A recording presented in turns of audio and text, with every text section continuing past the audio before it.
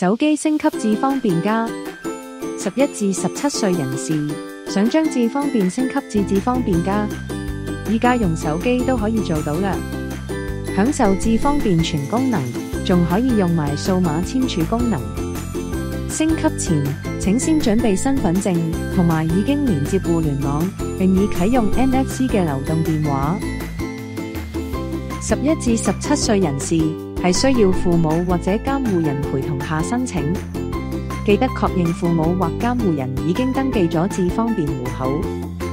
首先打開智方便流動應用程式，揀選一按升級智方便加，喺父母或者監護人陪同下細閱並同意申請人聲明，然後父母或監護人打開同登入佢哋嘅智方便，揀掃描申請人流動電話入面顯示嘅二維碼。父母或者監護人亦要細閱並同意父母或監護人聲明。父母或監護人同意之後，申請人就可以繼續升級程序。先拍攝身份證正面。喺升級過程中，如果有需要嘅話，你可以揀選啟用聲音導航。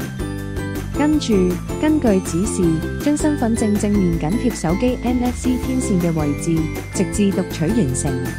要留意，用唔同型號嘅手機擺放身份證嘅位置會有唔同。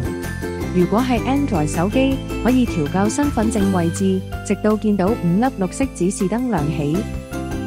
如果係 iOS 手機，就要將身份證放近手機頂部，記得維持嗰個位置，直至讀卡完成啊！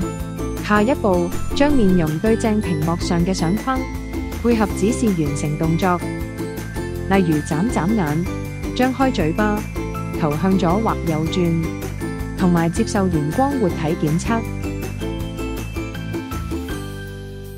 咁就成功升級至智方便加啦！